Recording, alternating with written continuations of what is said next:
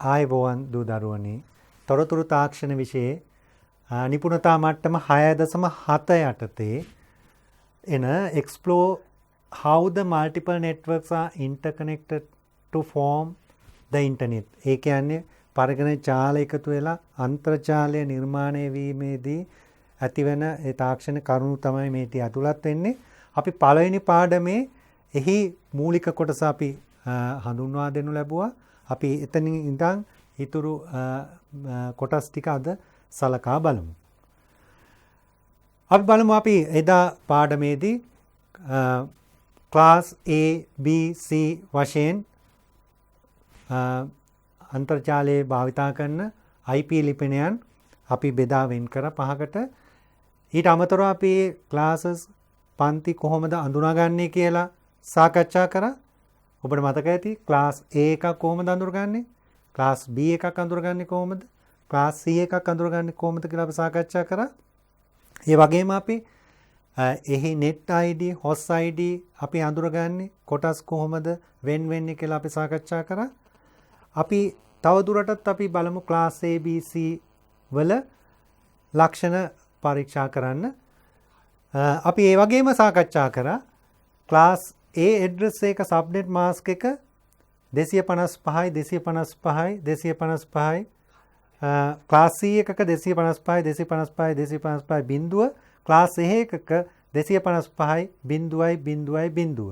ඒ වගේම අපි කිව්වා එය අපිට CIDR notation එකේ එහෙම නැත්නම් ඇලයිරක් 8 වශයෙන් උත් අපිට ඒක සඳහන් කරන්න පුළුවන් කියලා. ඒ වගේම මේ first octet එක 0.127 වෙනවා කිව්වා. ඊන් අඳුර ගන්න පුළුවන් කිව්වා.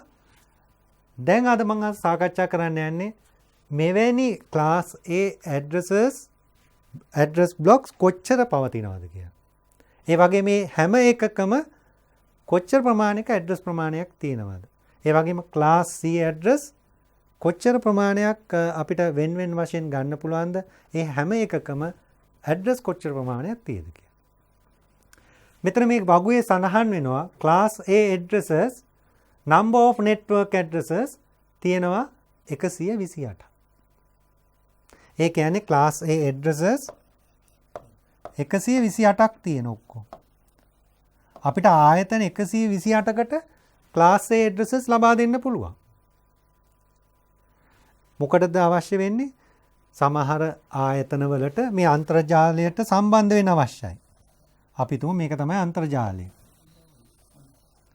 මේ අපේ මේ ආයතනය. ඒ කියන ආයතනය. මේ ආයතනයට අපිට අන්තර්ජාලයට සම්බන්ධ වෙන්න අවශ්‍ය නම් ඒ සඳහා IP ලිපින අවශ්‍යයි. අපි හිතමු මේක ABC කියලා ආයතනය.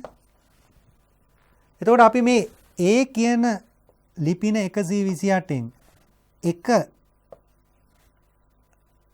address එකක් අපි දුන්නොත් A1 කියන එක. A1 block එකක් අපි ලබා දුන්නොත් එහි තියෙනවා IP ලිපින මෙන්න මෙච්චර ප්‍රමාණයක්. මේ එක block එකක එක කොටසක තියෙනවා IP ලිපින මෙච්චර ප්‍රමාණයක්. ඔයගලන්ට පේනවා ඉලක්කම් 8ක් තරම් විශාල ප්‍රමාණයක්. මේක තමයි මේ තීච්ච මේ class full addressing වල තිබිච්ච එක දෝෂයක්. සමහරට මේ ආයතනයට ඕන වෙන්නේ IP ලිපින 10000ක් වෙන්න පුළුවන්. නමුත් ඒ අගොල්ලන්ට ලබා දුන්නා මෙච්චර IP ප්‍රමාණයක්. ඔයගලන්ට පේනවා ඇති කොච්චර IP ලිපින ප්‍රමාණයක් අපතේ ගිහිල්ලාද කියලා.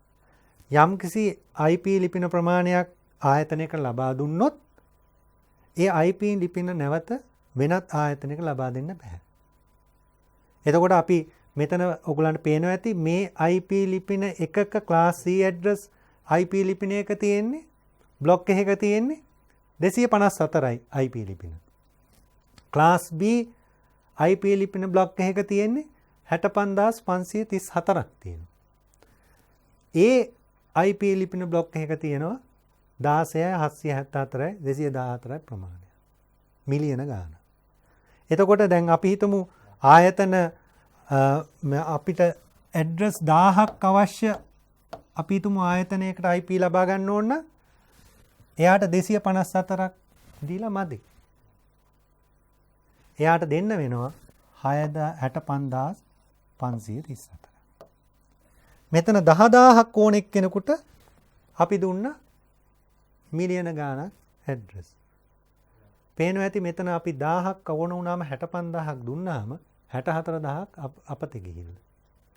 නමුත් මෙය තමයි භාවිතා කරපු ක්‍රමය. මොකද මීට අවුරුදු 20කට 30කට ඉස්සෙල්ලා අන්තර්ජාලය බිහි වුණෙන් පස්සේ මිනිස්සු හිතුවේ නැහැ අන්තර්ජාලය මෙච්චර ප්‍රචලිත වෙයි කියලා. මේ ඇඩ්‍රස් වල තියෙන වටිනාකම ඒගොල්ලන් අවශ්‍ය මෙච්චර ප්‍රමාණයක් අවශ්‍ය වෙයි කියලා ඒගොල්ලන් හිතුවේ නැහැ. අපි ඉදිරියේ සාකච්ඡා කරමු කියන තව දුරටත්. දැන් අපිට සාරාංශ වශයෙන් මේ ගත්තොත් මේ වගුවේ තියෙන කාරණා ක්ලාස් A B C කියලා පන්ති 3ක් තියෙනවා. ඒ පන්ති 3 ක්ලාස් A ඇඩ්‍රස් ප්‍රමාණය 128ක් තියෙනවා. 128ක් ආයතන වලට දෙන්න පුළුවන්. ලොකු ආයතන වලට. ඒ හැම ආයතනෙම දෙන ඇඩ්‍රස් ප්‍රමාණය මිලියන ගාණක්.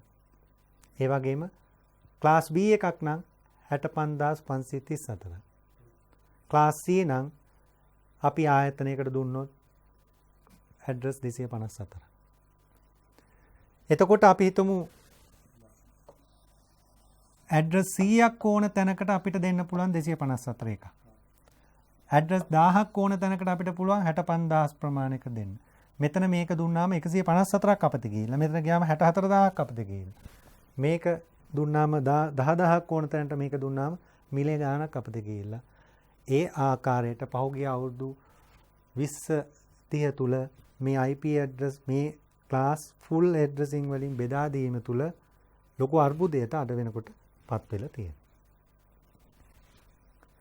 The one problem with the class full addressing is that each class is divided into fixed number of blocks. A block එකේ size එක fixed number එක මේක තමයි.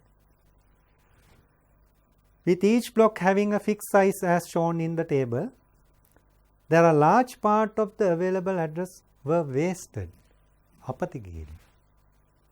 මේක මම කියපු කාරණේ තමයි ඉංග්‍රීසියෙන් සඳහන් කරලා තියෙන්නේ.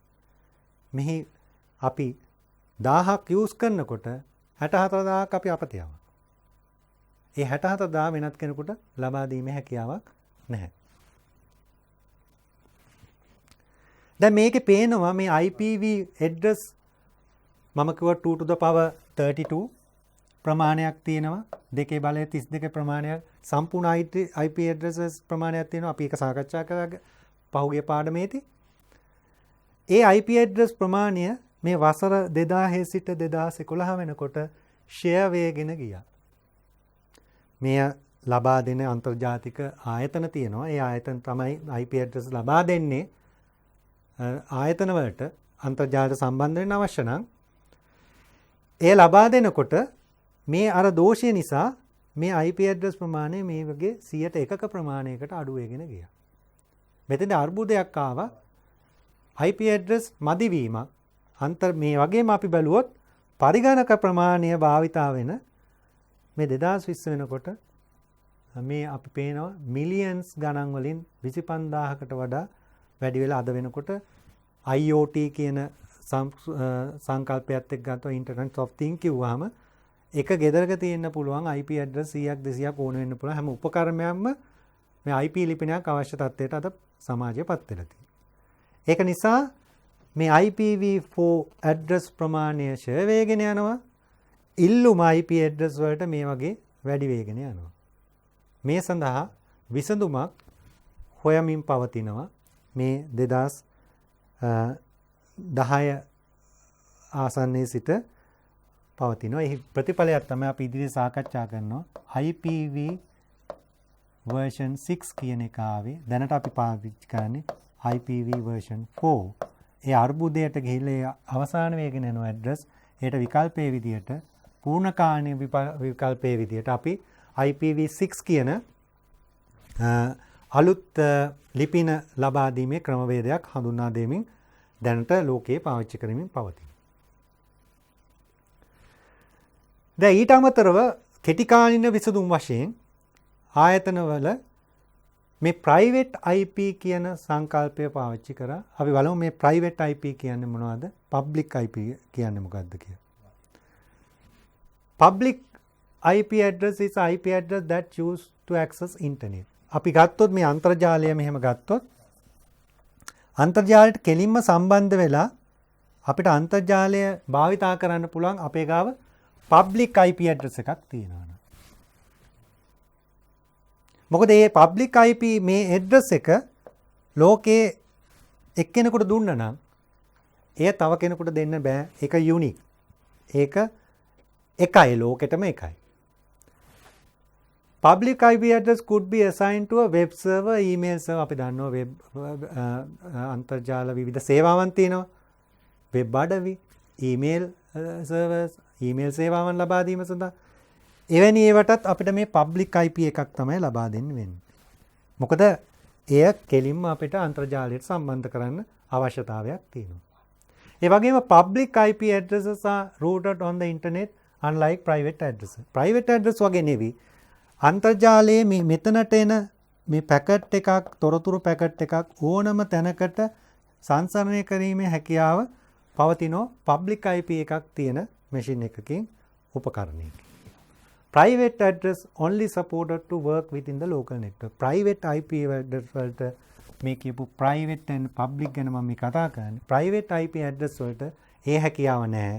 එය අපිට අපේ පෞද්ගලික පරිගණක ජාලයක් තියෙනවා නම් ඒ පරිගණක ජාලයේ පරිගණක වලට අපිට ලබා දෙන්න පුළුවන් අපේ පෞද්ගලික ජාලය තුල පමණක් වැඩ කිරීම සඳහා. එය කෙලින්ම අපිට මේ අන්තර්ජාලයට සම්බන්ධ පරිගණකයට ලබා දීමේ හැකියාවක් නැහැ.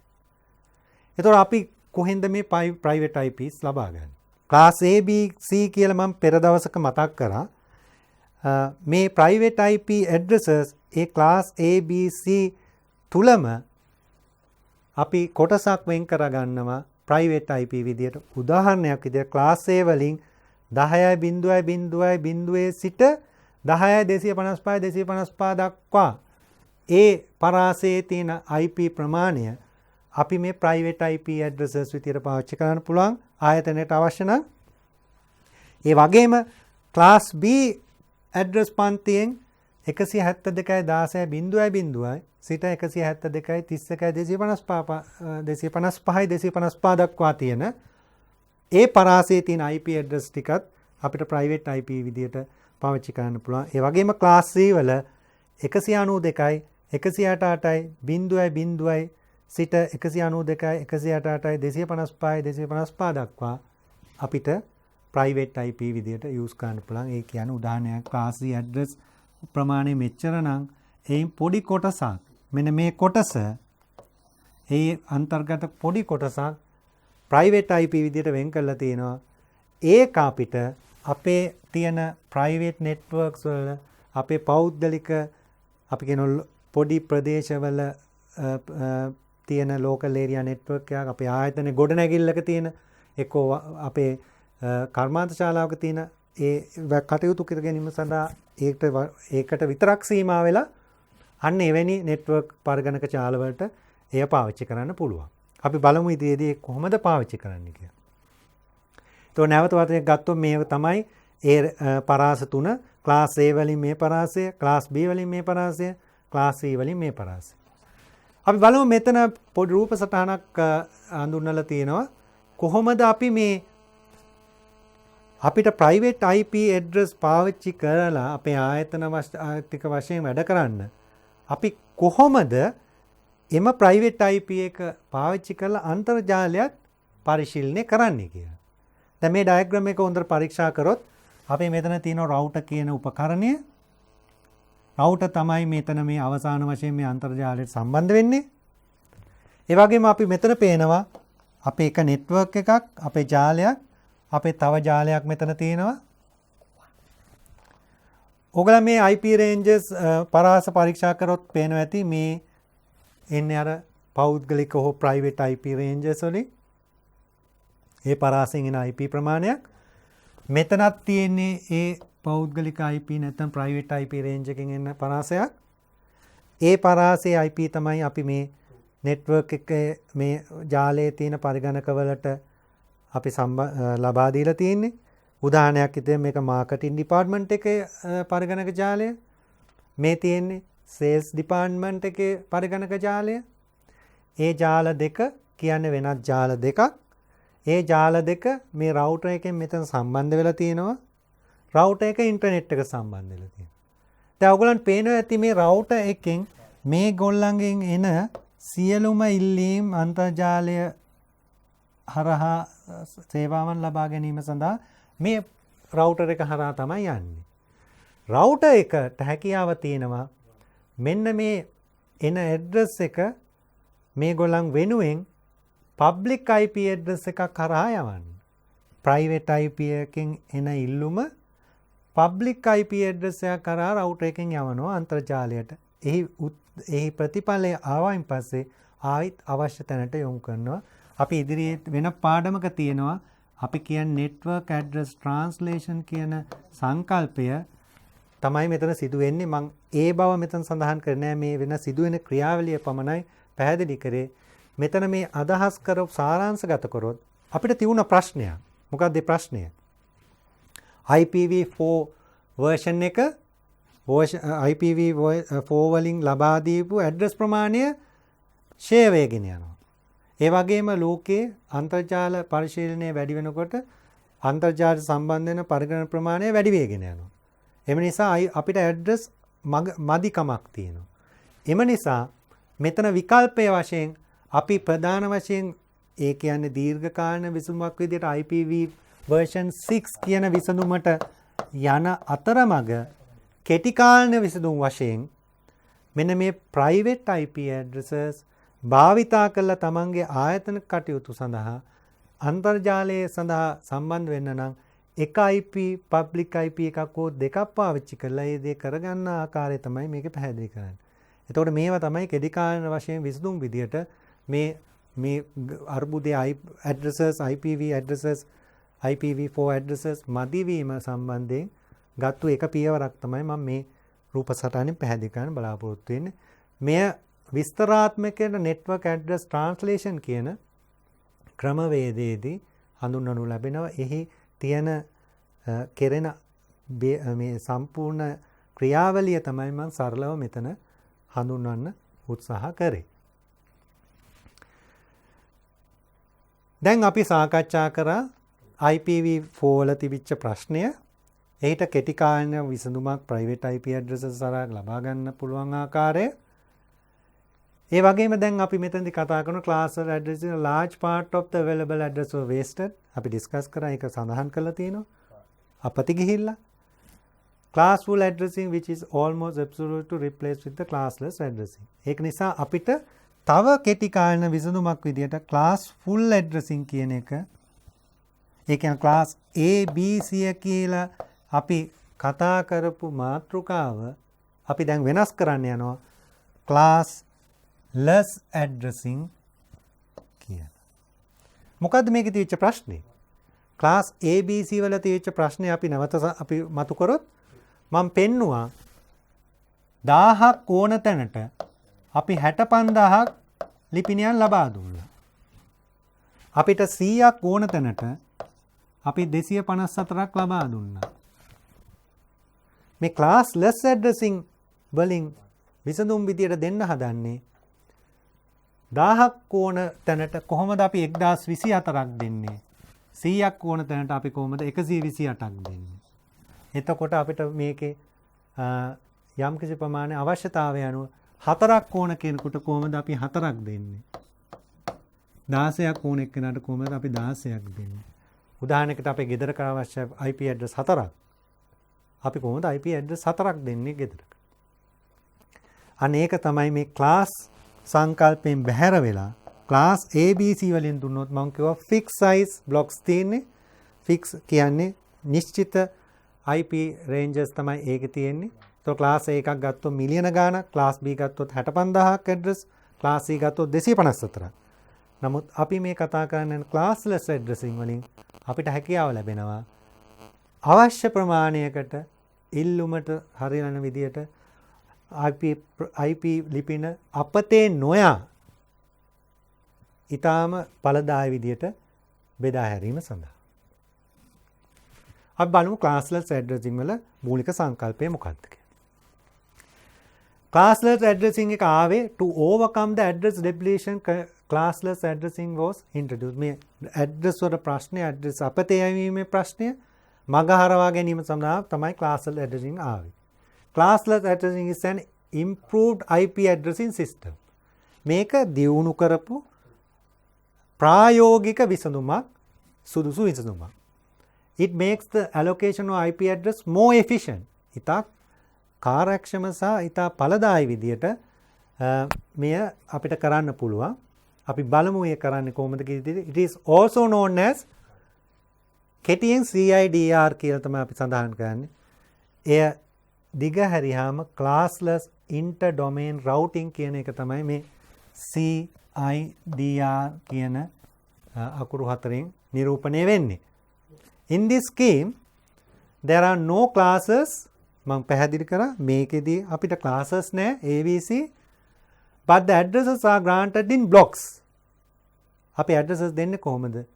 අපි address block එකක් කුට්ටියක් විදිහට අපි දෙනවා පරාසයක්. අපිට අවශ්‍ය 16 කෑල්ල 32 ප්‍රමාණය 64ක්. අන්න ඒ ආකාරයට අවශ්‍යතාවය අනුව අපිට දෙන්න හැකියාව ලැබෙනවා. උදාහරණයක් විදිහට household may be given only 2 addresses. ගෙදරකට පාවිච්චියට දෙන්නේ 2යි. or large organization given 1000 of addresses. 1024 මං කියපු විදිහට or 2048ක්. අන්න ඒ ආකාරයට දෙකේ බලය යම් කිසි එකට අපිට 23ක් දෙන්න බෑ. අපි ඊළඟ සාකච්ඡා කරමු. අපිට 23ක් ඕන අපිට දෙන්නේ වෙන්නේ දෙකේ බලයක් එන ගණනක්. ඒව ගැන සීමාවන් මේ CIDR ක්‍රමයේ භාවිතා කරනකොට classless addressing වල ඊළඟ අපි මේකේදී සාකච්ඡා කරමු. මේ ඒ තියෙන සඳහා නීති රීති තමයි මෙතන සාකච්ඡා කරන්නේ. අපේ මේ CIDR බ්ලොක් එකක් හදනකොට දැන් ක්ලාස් ගැන අපි කතා කරන්නේ නැහැ. හැබැයි අපිට මේ rules පාවිච්චි කරන්න. මේ නීති රීති භාවිතා කරන ප්‍රධාන වශයෙන් නීති රීති 3ක් තියෙනවා. මේක නීතියක්, මේ තව නීතියක්, මේ තවත් නීතියක්. මේ කියන්නේ මේ උදාහරණයක් විදිහට මෙතන මම පෙන්වන්න ලබනවා මේ ඇඩ්‍රස් බ්ලොක් එක. ඔයගලන් පේනවා මේකේ ස්ටාර්ටින් ඇඩ්‍රස් එකක් තියෙනවා. මෙතන තියෙනවා එන්ඩින් ඇඩ්‍රස් එක. ඊට පස්සේ ඇඩ්‍රස් ප්‍රමාණයක් තියෙනවා. මේ උදාහරණය නම් ඇඩ්‍රස් 16යි. පළවෙනි ඇඩ්‍රස් එකේ 205යි 16යි 32යි 205යි 16යි 37යි 32යි. අවසාන ඇඩ්‍රස් එක 205යි 16යි 37යි 47යි. මේක අපි කියනවා contiguous. මේ ඇඩ්‍රස් contiguous. එක ළඟ. අපිට එකක් කර එකක් එහෙම දෙන්න බෑ. මේ ඇඩ්‍රස් ටික එක ළඟ.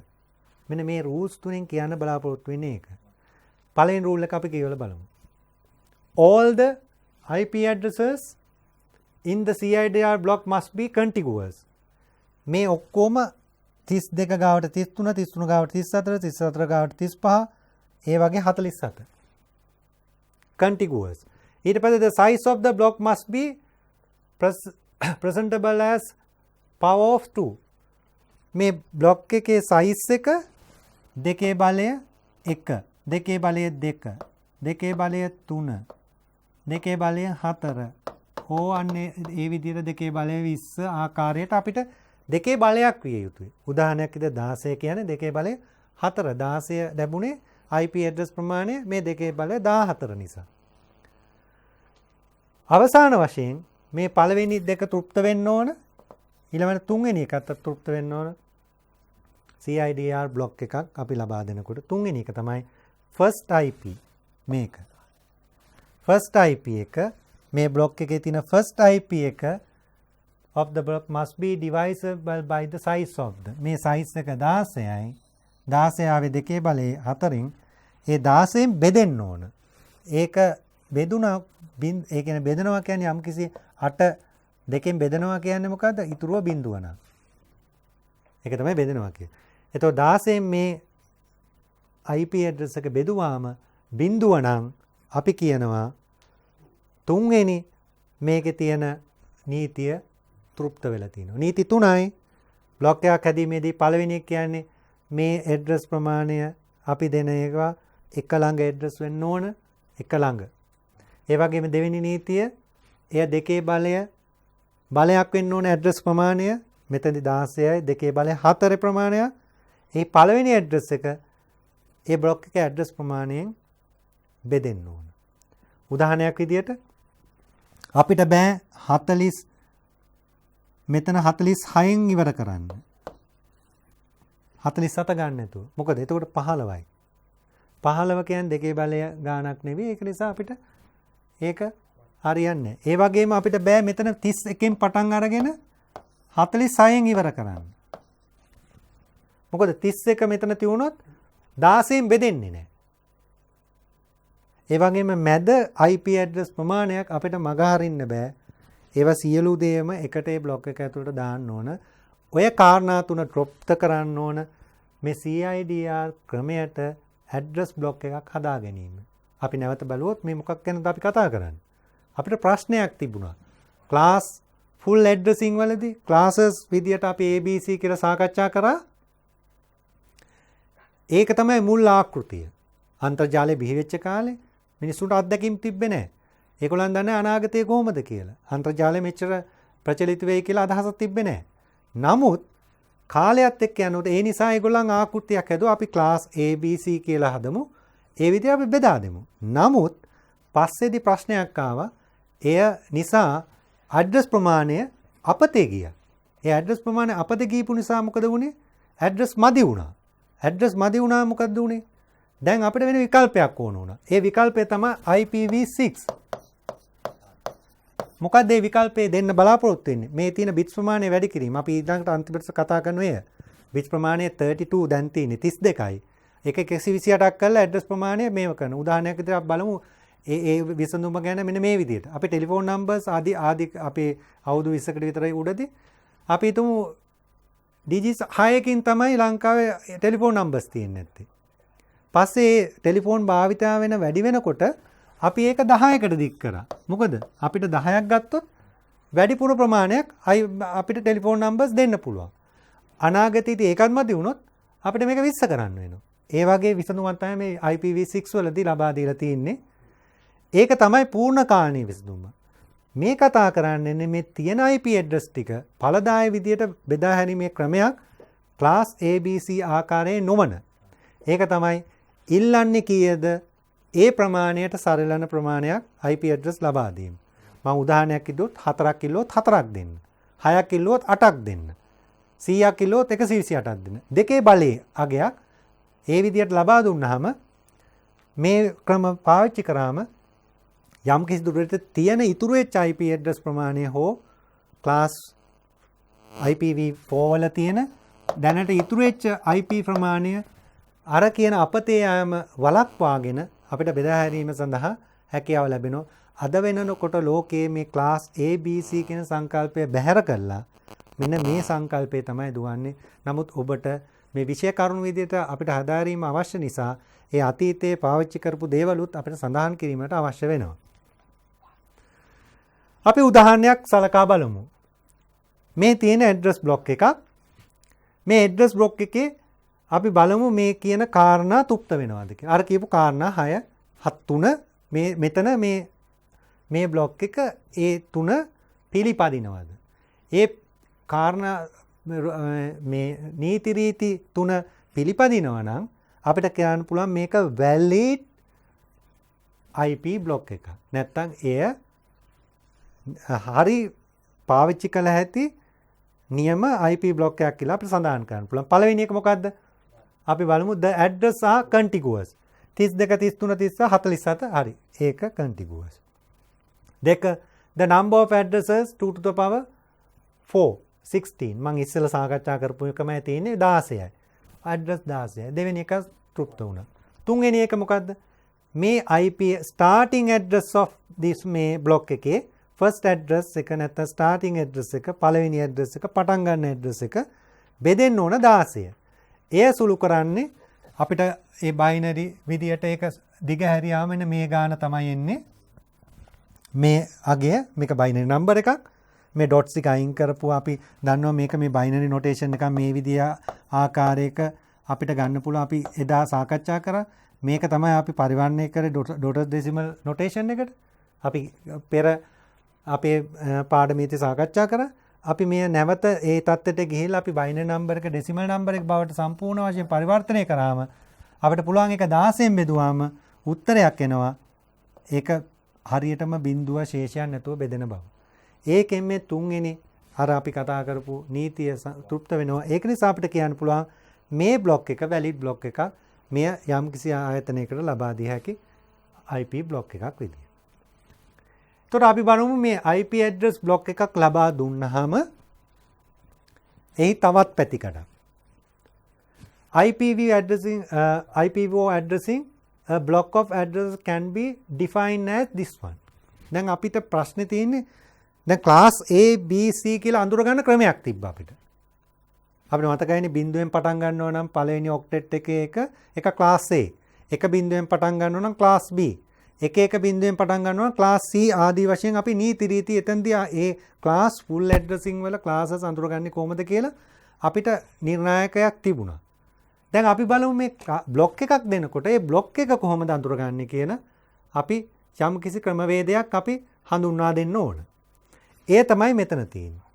මේ class අපි බ්ලොක් මෙතන එක බ්ලොක් එකක් තියෙනවා. අපි තව බ්ලොක් එකක් තියෙනවා. මේ ඇඩ්‍රස් බ්ලොක් එක කොහොමද අපි නිශ්චිතව හඳුනා ගන්න ක්‍රමවේදය. එය තමයි මේ xyzt/n. අපි බලමු මේ xyzt සහ n සඳහා ගත හැකි අගයන් මොනවද කියලා. In which xyzt define one of the address and the /n define the mask. අපි පෙර දවසෙත් කතා කරා mask එක කියන්නේ මොකක්ද කියලා. අපි කියනවා net mask කියලා මේකට. xyz කියන්නේ අපි හිතුව මේ address block එකක් තියෙනවා නම් අපි මේ address block එකේ පළවෙනි පටන් ගන්න IP address එක මේක ඉවර වෙන IP address එක. මේ xyz කියන්නේ මේ තියෙන ඕනම එකක්. මේන් එකක්. මේ මුල එක හෝ මැද එකක් හෝ අග ඕනම IP address එකක් තමයි xyz කියන්නේ. /n කියන්නේ in which xyz define the mask of this one. අපි බලමු mask එක කොහොමද කියලා අපි හොයාගන්නේ. දැන් උදාහරණයක් විදිහට the first address in the block can be found by setting. අපි තුමු මේ උදාහරණයක් විදිහට අපි දැන් mask එක කියන එක අපි පාවිච්චි කරා මේ n වල අගය 28යි කියලා අපි සලකමු. n සමානයි 28යි. දැන් අපි කිව්වේ n 28 කියලා උදාහරණයක් ගත්තා. එතකොට මෙතන the first address in the block can be found by setting the rightmost 32 minus n bits to 0. අපි හිතමු මේ අපේ IP address එක මෙය කියලා. අපේ IP address. මේක 32 bit. 32 bit address එක. n 28 නම් අපි 32 minus 28 කියලා ගත්තොත් 32 32 ඍණ n කියන්නේ 32 ඍණ 28 n 28 නම් තර උත්තරේ 4යි. මෙතන කියන්නේ the first address in the block can be found by setting the rightmost. rightmost කියන්නේ දකුණු පැත්තේ කොනෙන්ම තියෙන 4. දකුණු පැත්තේ කොනෙන්ම තියෙන 4 කියන්නේ මෙන්න මේ bits 4 බිඳුව කරලා. can be found setting the rightmost bits to 0. rightmost bits 32 minus 0. ඒක තමයි මේ බ්ලොක් එකේ මුල්ම ඇඩ්‍රස් එක. බිඳුවක. ඒ වගේම the last address of the block ගන්න පුළුවන් මේ ප්‍රමාණය 1 කරලා. 1 කරලා. එතකොට අපිට තියෙනවා starting address එක ending address එක address ප්‍රමාණය ගන්න පුළුවන් මේ n වගේ අගය 28 නම් අපිට ගන්න පුළුවන් මෙන්න මේ සමීකරණය දාලා දෙකේ බලය 32 minus 32 ඍණ 28 දාලා ඒ කියන්නේ 4යි දෙකේ 4යි දෙකේ 4 කියන්නේ 16. ඒතරෝක් තමයි අපිට අවශ්‍ය කාරණය. මේ අපේ බ්ලොක් එක කොහොමද අපේ මාතෘකාව උනේ මේ බ්ලොක් එක කොහොමද අපි නිශ්චිතව අඳුරගන්නේ. බ්ලොක් එක නිශ්චිත අඳුර ගන්න නම් මේක තමයි ක්‍රමවේදය. අපි ඒ බ්ලොක් එක ඇතුලේ තියෙන එක IP address එකක් අපි ලබා ගන්නවා. ඊට පස්සේ මේ mask එක කියන එක n වලින් අපි ලබා දෙනවා. අපි මෙතන මාස්ක් එක 28යි කියලා මෙතන හඳුන්වනවා. මේ අවස්ථාවේදී අපි බලමු උදාහරණයකදී අපිට පැහැදිලි වෙයි ඊළඟට මේක නිශ්චිත උදාහරණයකින් ගත්තාම මේ දේවල් පැහැදිලි වෙයි. කාරණා තුනක් සාකච්ඡා කරා මෙතන. මේ බ්ලොක් එකේ පළවෙනි ඇඩ්‍රස් එක කොහොමද අඳුරගන්නේ? 32 රින n right mode bit 0 කරා බිඳුව කරා 32 රින n right mode bit 1 කරා අපේ අවසාන ඇඩ්‍රස් එක ගත්තා. දෙකේ බලය 32 රින n n කියන 28 නම් දෙකේ බලය 4යි. අපේ මෙතන ඇඩ්‍රස් ප්‍රමාණය ලබා ගත්තා. මේ අවස්ථාවේ නම් 28 නම් අපි කියන්නේ ඇඩ්‍රස් 16ක්. 27 නම් ඔයගලන්ට ඒ 32යි. මේක 26 නම් ඒ ආදි වශයෙන් මේ ඇඩ්‍රස් ප්‍රමාණය වෙනස් වෙනවා. මේ ඇඩ්‍රස් උත් ඒ අනුව වෙනස් වෙනවා. මේක තමයි ඇඩ්‍රස් බ්ලොක් වල ඒ ඇඩ්‍රස් බ්ලොක් කඩා ගැනීමේදී අපි පාවිච්චි කරන කඩාගත්තයින් පස්සේ ඒ බ්ලොක් එක හඳුනා ගැනීම සඳහා පාවිච්චි කරන ක්‍රමවේදය. අපි බලමු ඒකෙදි තව විශේෂ දෙයක් කියන first address in the block normally not assigned to any computer any device. මම කිව්වා දැන් මේක තමයි ඒකේ සංකල්පය. දැන් මෙතන අපේ network එකක් තියෙනවා. අපි මේ එක block එකක් දෙන්නේ මේක network එකකට. එතකොට මේ network එකේ IP ගොඩක් මේ computers ගොඩක් තියෙන්න පුළුවන්. මේවට තමයි අපි මේකෙන් ලැබෙන අර IP address ටික අපි assign කරන්නේ. අපි ලබා දෙන්නේ. ඊට අමතරව අපිට මේ මුළු network එකත් අඳුර ගන්න අවශ්‍යතාවයක් තියෙනවා. network එක මොකක්ද? ඒක නිසා තමයි first address in the block. මේ block එකේ තියෙන පළවෙනි address එක අපි භාවිතා කරනවා මේ network address එක ලබා දීම සඳහා. එතකොට පළවෙනි address එක අපිට මේ computer එකකට දෙන්න බෑ. ඒක දෙන්නේ මුළු network එකම හඳුනා ගැනීම සඳහා. ඒක තමයි මේක අපි ඒ ඕගනයිසේෂන් එකේම network එක පළවෙනි address එකෙන් තමයි මේ block එකේ ගන්න. ඒක අපිට පාවිච්චි කරන්න බෑ machine එකට ලබා දීම සඳහා. අපි උදාහරණයක් බලමු. given the CIDR representation අර කියු විදිහට මෙන්න මේක තමයි දැන් දීලා තියෙන්නේ. 20යි 10යි 30යි 35යි 27. දැන් මෙතන මේ n කියන්නේ මේකයි අර අපි සංකේතයෙන් පෙන්නපු xy z t කියන එක මේකයි විදිහට දීලා තියෙන්නේ. අපි ඉස්සෙල්ලා සාකච්ඡා කරපු එක දැන් මේ ප්‍රශ්නයක් ආකාරයට අපිට ලබා දෙන නිශ්චිත බ්ලොක් එකක් සඳහා. අපි බලමු මේ කියන ක්‍රමවේදයෙන් අපිට මේ බ්ලොක් එක හොයාගන්න පුළුවන්ද කියලා. ඒ සඳහා find දැන් මෙතන මාතේ find the range of IP address and also first and last address. අපිට කියනවා මේක දීලා තියෙනවා. දැන් හොයන්නලු මෙතන කොච්චර තියෙද? මේක මොකක්ද address එක? මේක මොකක්ද address? අපි කියනවා මේකට first address එක, මේක last address එක address ප්‍රමාණය. මේ දීපු notation එකෙන් හොයන්න කොහොමද කියලා අපි සාකච්ඡා කළමු ඊළඟ slide එකේදී. දැන් බලන්න ඒක විසඳුම මෙතන සාකච්ඡා කරලා තියෙනවා. මම ඒක පියවරෙන් පියවර පැහැදිලි කරන්න මේ ප්‍රශ්නේ මෙතන රිපීට් කරලා තියෙනවා. අපි බලමු solution එකේදී මේකේ n තමයි මේ 27. n 27යි. ඒක නිසා 32 ඍණ 27 කියන්නේ කීයද? 5යි. තොර n 27යි 32 ඍණ 27 කියන්නේ 5යි. අපි ඒක එහෙම තියාගමු.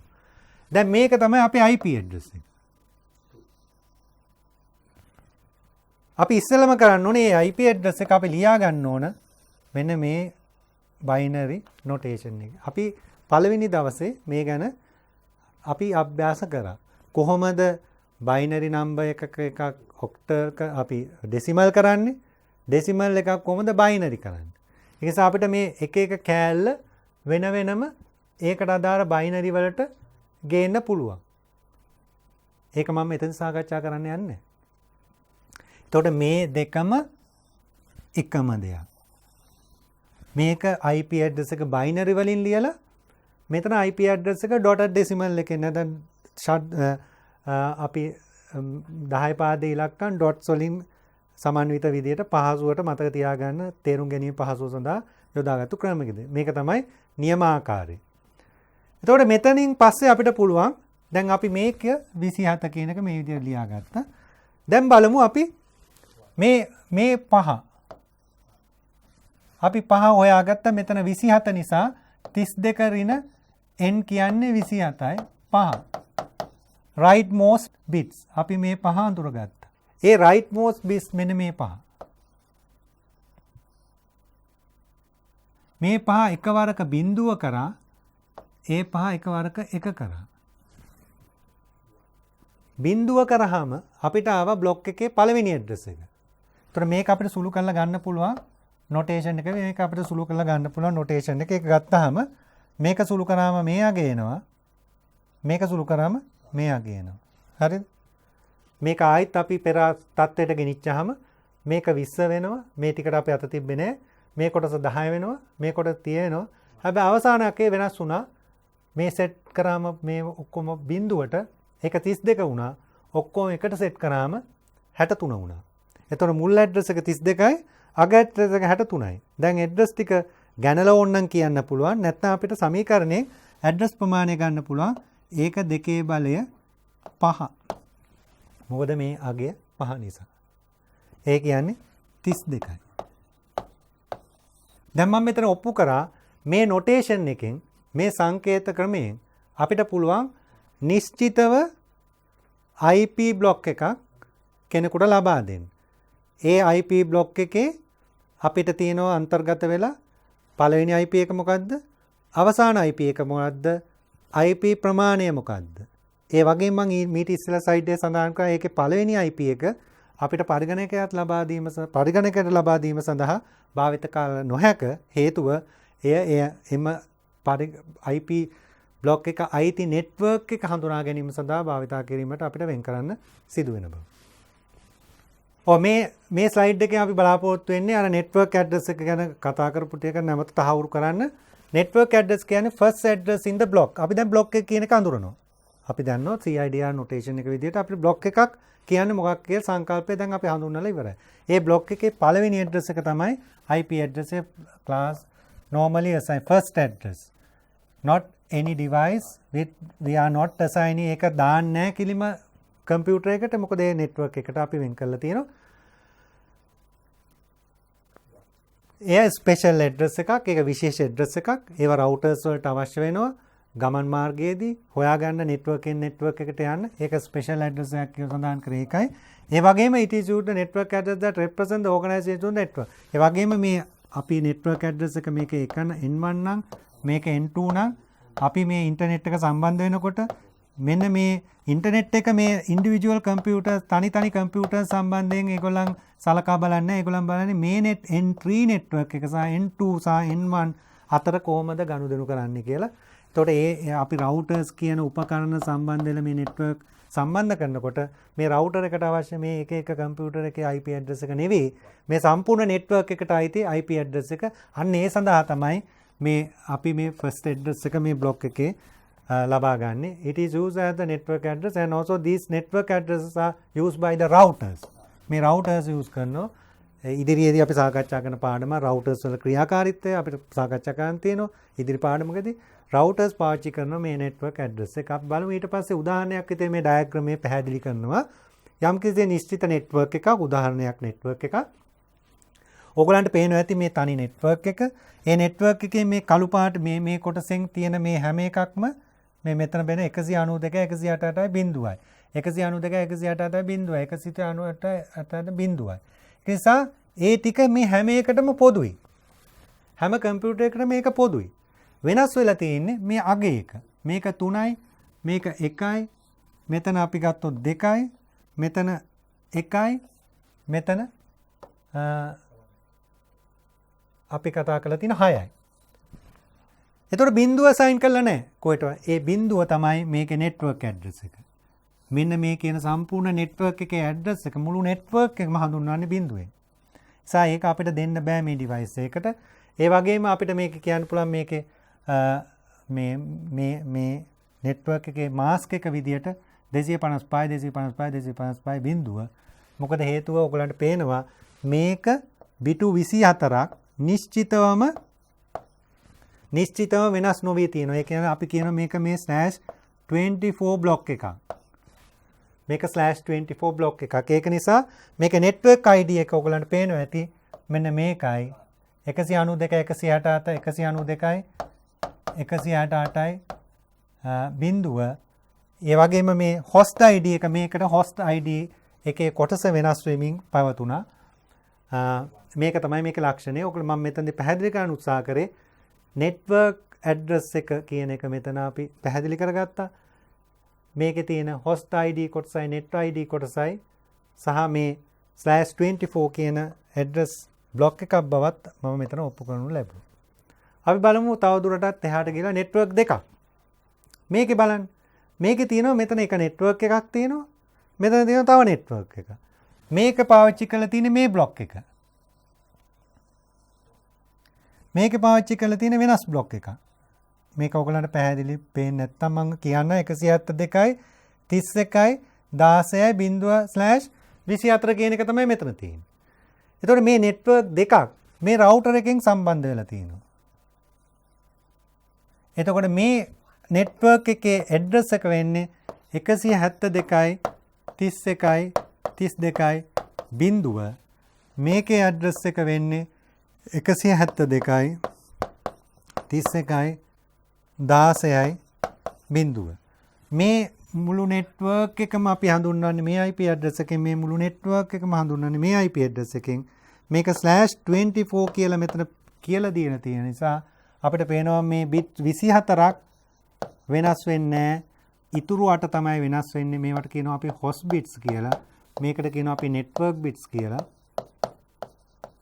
මේක වෙනස් වීම තුලින් තමයි අපි මේ වෙනස් වූ IP address මේවට ලබා දීලා තියෙන්නේ.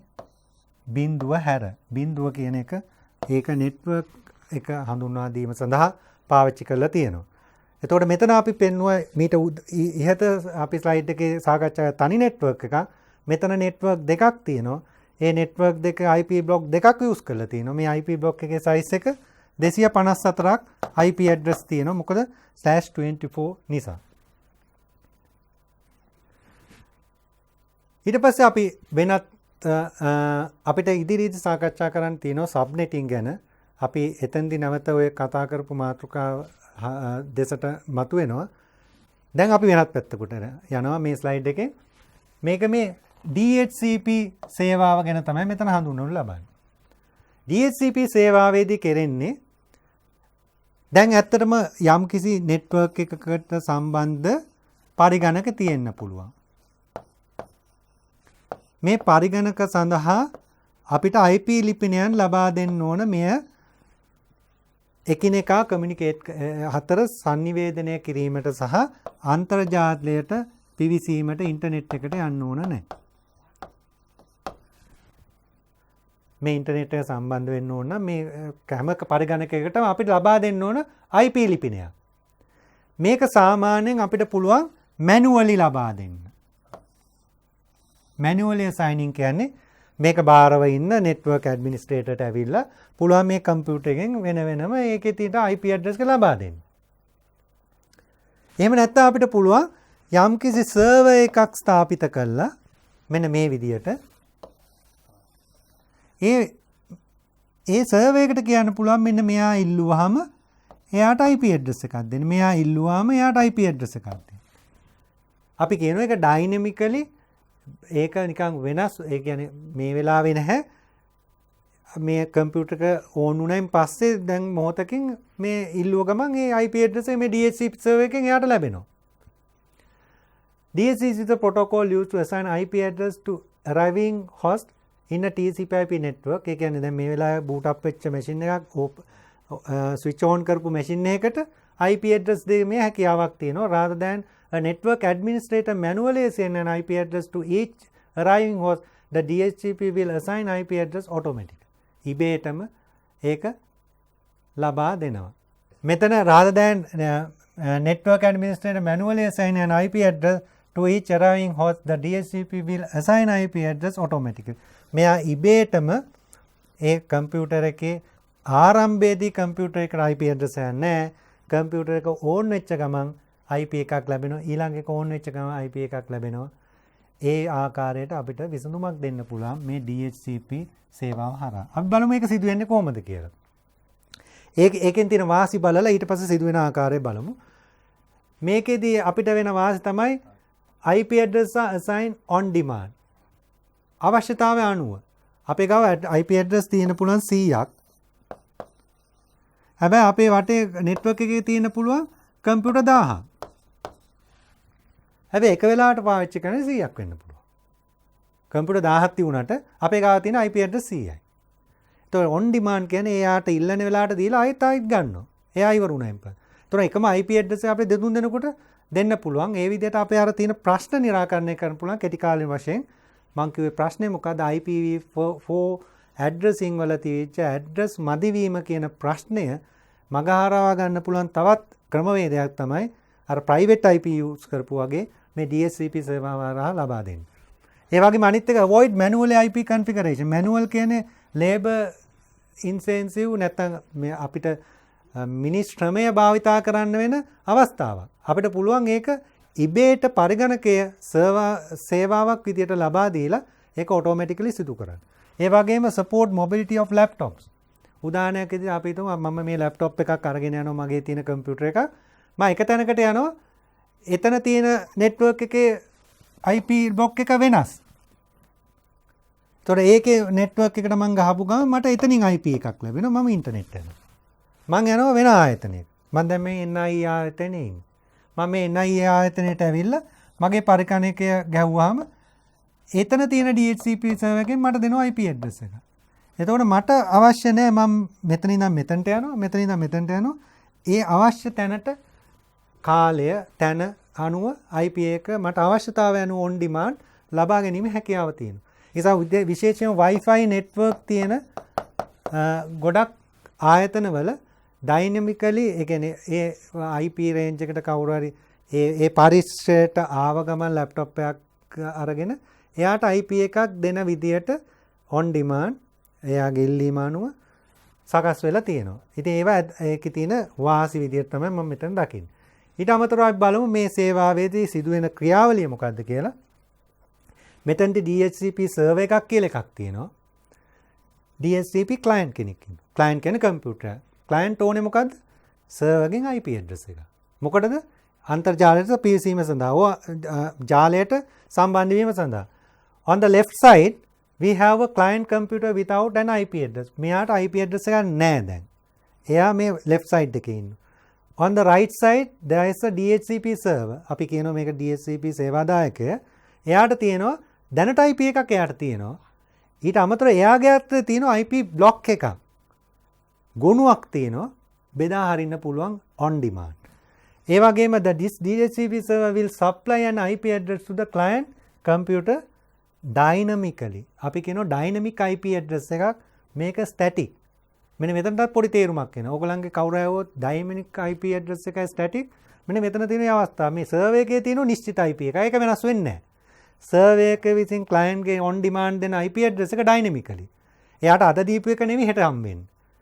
අන්න ඒ විදිහට වෙනස් වූ ආකාරයක් මෙතන හැසිරීමක් තියෙනවා. අපි බලමු මේක සිදු වෙන්නේ කොහොමද කියලා.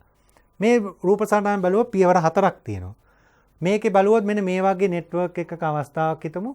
අපි මෙතන මේ රූපේ තියෙන වැදගත් කාරණයක් මෙන්න මේ කාරණේ broadcast and unicast කියන concept එක පොඩ්ඩක් මතක් කරගන්න වෙනවා අපිට. broadcast එකේදී කරන්නේ ඔයගලන්ට පේනවා මෙතන තියෙන computers මේ රතු computer එකෙන් සියලුම computers වලට යම්කිසි message එකක් යවනවා. දෙවෙනි එක කියන්නේ unicast කියන එක. unicast එකේදී ඔයගලන්ට පේනවා ඇති එක්කෙනෙක් නිශ්චිත computer එකකට යමක් යවනවා. ඒතර මේක තමයි broadcast and unicast කියන්නේ. මම ඒක සඳහන් කරේ මෙතනදී කියන දේ තේරුම් ගැනීම සඳහා. එතකොට මේ තියෙන client මේ client IP address එකක් නැහැ. මේ තියෙන server එක එයා තමයි ලබා දෙන්නේ. මුලින් මෙයා කියනවා I would like to request an IP address. මට ඕනේ IP address එක. කවුද මට දෙන්නේ? එයා ඒක broadcast කරනවා. network එකේ සියලු දෙනාට මේ message එක ලැබෙනවා. ලැබිච්ච ගමන් මොකද කරන්නේ? මේ client අපි මේ client broadcast entire land මේ ඉන්න හැමෝන්ටම මේක යනවා.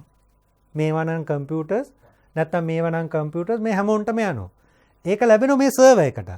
server එක ලැබුණාන් පස්සේ server කියනවා I am DHCP server මම තමයි DHCP server එක. Here is an IP address I can offer.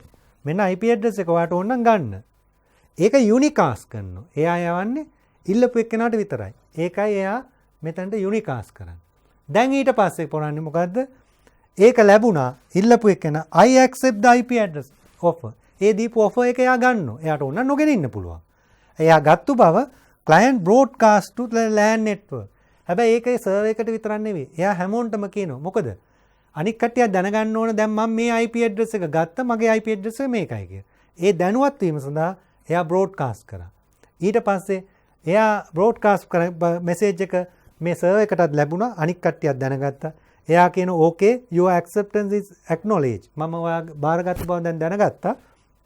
You can use. ඒක server unicast to the request to the client.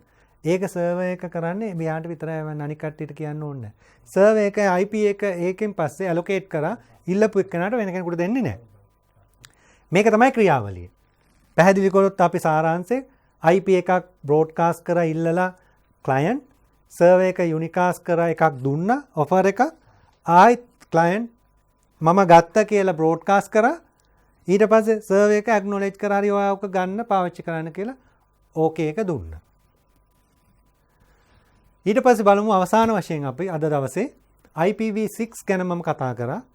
අපි පූර්ණ කාලීන solution එක මේ IPv4 address ඉවර වෙගෙන යෑම කියන කාරණේදී long time දීර්ඝ කාලීන විසඳුම මේක අපි කෙටි කාලීන විසඳුම විදිහට private IP use කිරීම ඒ වගේම මීට මොහොතකට විතර DHCP use කිරීම කියන කාරණා අපිට පාවිච්චි කරන්න පුළුවන්.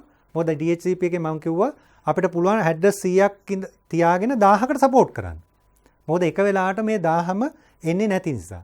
උදාහරණයට ISP ලා ගාව දැනට තියෙන IP address සේමයි. ඒගොල්ලන් දන්න ඔක්කොම users ලා හැම වෙලාවෙම නැහැ කිය. නිසා ඒගොල්ලන් ගාව 1000ක් තියාගෙන ඒගොල්ලන් 10000කට support කරන්න පුළුවන්. ඒ වගේම දැනට practice වල.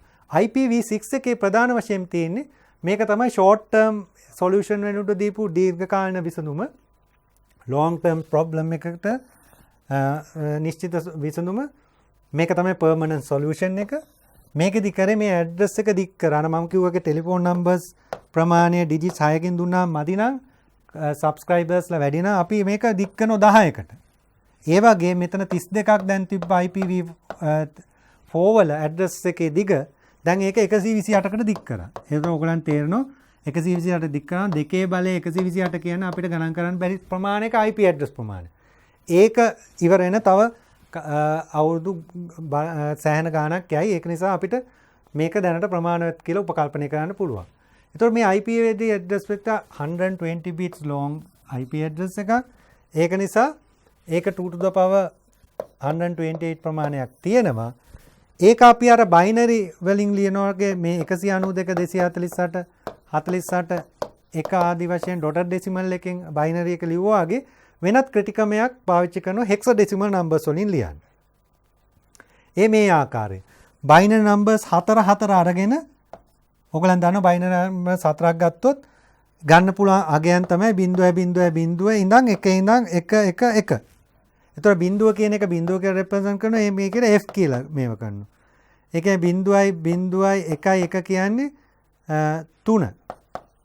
1 කියන්නේ 12. 12 කියන්නේ C. මේ විදිහට හෙක්ස විදිහට අපි මම හිතන ඔබ මේ O level පාඩමේ සහ වෙනත් මේ විෂය කරුණු යටතේ ICT විෂය මේ දැනගෙන ඇති.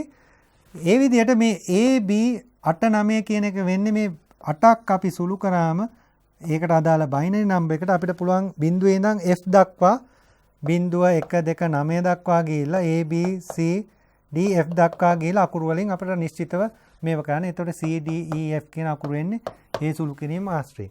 එතකොට අපිට පුළුවන් මේ විදිහට සංකේතාත්මකව IPv address 128 bits වෙන එක represent කරන්න. ඒක තව දුරටත් බැලුවොත් මේ තව සාධාරණ එකක්. ඔයගලන් පේන මේ IPv6 address එක. IPv6 address එකක්. දැන් මේක ඔයගලන්ට පේනවා මේ බිඳුවේ 4ක් තියෙනවා බිඳුවේ 4ක් තියෙනවා බිඳුවේ 4ක් තියෙනවා බිඳුවේ 4ක් තියෙනවා. ඒ නිසා මේකට කෙටි කිරීමේ තව ක්‍රමයක් දීලා තිනවා.